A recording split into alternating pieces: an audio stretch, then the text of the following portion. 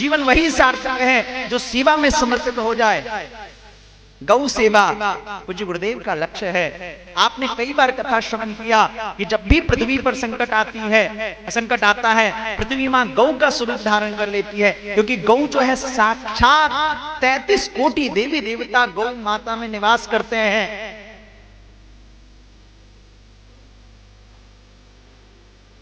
गौ माता जिसके मूत्र में गंगा आदि नदियां, सप्त नदियां, गंगे चैमने चैवा गोदावरी सरस्वती, ये जो नदियां हैं, देव नदियां वहां विराजती हैं। जिस चीज से हम लोग घृणा करते हैं, मल मूत्र, और गौ माता के गोबर में तो साक्षात लक्ष्मी विराजती हैं। जिस लक्ष्मी के पीछे, जिस धन के पीछे आप दुनिया वाले भागते हो ना, वो लक्ष्मी जी जो है गोबर में विराजती हैं। देसी गौवंश की सेवा से क्या इलाज संभव नहीं है। गौवंश पर आप समझिए, यहां एक व्यक्ति ऐसा नहीं होगा जिसके जीवन में कोई ग्रह खराब नहीं होगा। 9 ग्रह ना, सूर्य, चंद्र, मंगल, बुध, गुरु, शुक्र, शनि, राहु, केतु, 9 ग्रह खराब है। आज जब गौवंश पे चर्चा चली उठी है तो कही देता हूं, क्योंकि ये कथा भी मैं इसलिए कर रहा हूं ताकि गौ सेवा कर सकूं। जीवन में जब सूर्य खराब हो, पंडित जी कह दें सूर्य आपका नीचस्थ है, सूर्य में केतु राहु का ग्रहण लगा हुआ है, रविवार को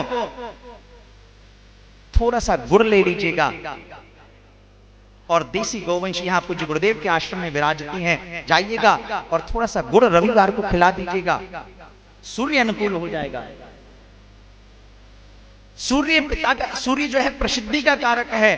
आपको लगता है कि साहब आप आईपीएस बन सकते थे, आपको लगता है साहब मैं तो बहुत बड़ा बिजनेसमैन बन सकता हूं, लेकिन एक अच्छी जॉब भी नहीं मिल रही है, क्योंकि आपको लगता है कि मैं बहुत टैलेंटेड हूं, मुझे बड़े वेद मंत्रों का ज्ञान है, फिर भी मुझे अच्छी अपॉर्चुनिटी नहीं मिल रही। इसका मतलब होता है कि योग्यता होने के बाद भी अगर आपको लाभ नहीं मिल रहा, तो आप समझिए आपका सूर्य पीड़ित है।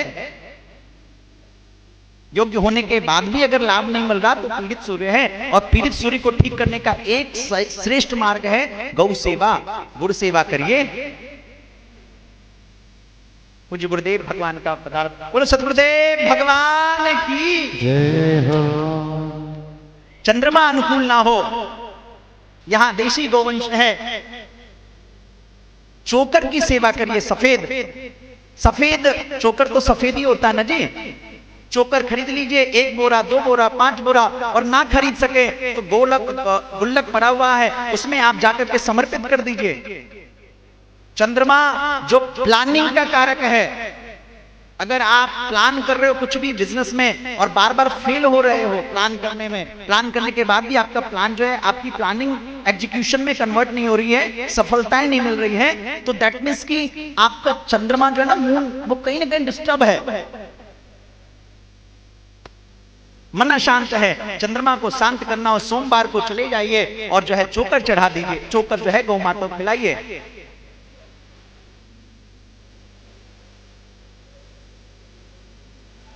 मंगलवार, अगर कई लोग होते हैं ना जिनके जीवन में उत्साह नहीं होता, जो है बहुत साहसी नहीं होते, पराक्रमी नहीं होते, डर रहता है, भय रहता है, उनको कहो बेटा थोड़ा बाहर चले जाओ, नहीं मम्मी मैं नहीं जा पाऊंगा, भयभीत रहते हैं, यानी मंगल अनुकूल नहीं है, साहसी नहीं है। उनके लिए क्या करिए, मंगलवार को जो है थोड़ा सा गुड़ रोटी में मिला करके, यहाँ देसी गौवंश है, लाल गौवंश है, उसको खिला दीजिए। बुध अनुकूल ना हो, बुध जो है वाणी का कारक है, बुध जो है कम्युनिकेशन का कारक है।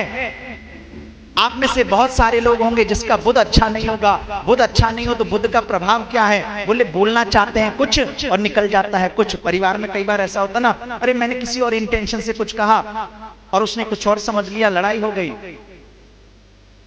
बुध वाणी का कारक है, बुध बिजनेस का कारक है, कम्युनिकेशन, और कम्युनिकेशन जिसकी वाणी अच्छी नहीं उसका क्या अच्छा होगा।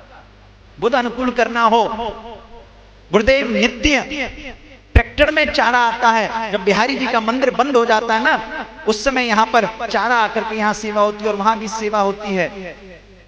बुध ग्रह को अनुकूल करना हो, बुध का शायद 40,000 जप होता है, कितना जप होता है बुध का? बुध का जप होता है, आप वो जप भले ना कराएं बुध का वो जप, मैं एक गारंटी से कह रहा हूं, आप एक ट्रॉली चारे की सेवा कर दें, चारा खिला दें। अरे एक ट्रॉली छोड़ो, एक ट्रॉली की हिम्मत नहीं हो साहब, 10 रुपए का चारा खिला के बस इसी बात, अगर देखो संपत्ति है, यदि गाय खड़ी है विपत्ति में तो क्या रखा है तुम्हारी संपत्ति में? अगर जेब में पैसा नहीं है गुरु तो 10 रुपए का भी चारा खिलाओगे चलेगा, लेकिन अगर बैंक में करोड़ों का बैलेंस है और वो सड़ रहा है, तब तुम सोचो कि मैं एक बोरे चारे में अपना बुध ग्रह ठीक कर लूं? संभव नहीं है। हरा चारा खिलाइए बुधवार को। और गुरु ग्रह, गुरु अगर अनुकूल नहीं होता है तो व्यक्ति के विवाह में बाधा आती है। कहते हैं ना गुरु और शुक्र को मिलाया जाता है। गुरु अगर अनुकूल ना हो तो आप क्या करें, गुरुवार को गौ माता को दलिया की सेवा करें। दलिया, यहां कितनी सेवाएं होती है, आप जाके देखिए। एक बार यहां से गैया आवाज दे दे, गुरुदेव व्याकुल हो जाते हैं, अरे क्या हुआ, जल पिलाओ, क्यों क्यों क्यों बोल रही है? गर्मी में हम लोग अपने वर्करों को पंखा तक नहीं देते, और यहां सेवा के लिए कूलर, और गुरुदेव का बस चले तो उनके लिए एसी भी लगवा दें। इतनी सेवा मैंने अपने जीवन काल में, मुझे ये बात नहीं कहनी चाहिए, मैंने बड़ी बड़ी गौशालाएं देखी है जहां हजारों लाखों गायें हैं, लेकिन गायें दलदल में सड़ रही हैं, सड़ सड़ के मर जा रही हैं, लेकिन एक एक गाय की सेवा यहां ऐसी है जैसे समझिए मनुष्य की सेवा से ज्यादा है। गुरु अनुकूल ना हो तो आप दलिया खिला दीजिए। शुक्र जो दाम्पत्य का कारक है, रिलेशनशिप का कारक है, सुंदरता का कारक है, बहुत लोग अपने जीवन में बहुत सुंदर होना चाहते हैं, मैं बड़ा शुक्र जो है आकर्षण का कारक है, दाम्पत्य सुख का कारक है। अगर शुक्र अनुकूल ना हो तो आ जाइएगा इसी आश्रम में। ये बात मैं इसलिए भी कह रहा हूं क्योंकि बहुत सारे लोग बाद में इस कथा को यूट्यूब पे, फेसबुक पे, टेलीविजन पे सुनेंगे। बिहारी जी के पास, बिहारी जी से राधा वल्लभ जी की तरफ जाइएगा, श्री फलारी बाबा आश्रम है, यहाँ आ जाइएगा, और यहाँ आपको कोई समझाने वाला, बोलने वाला नहीं मिलेगा। अपना आइए, गौ सेवा देखिए, दर्शन करिए, और जो स्वेच्छा हो आप सेवा करिए।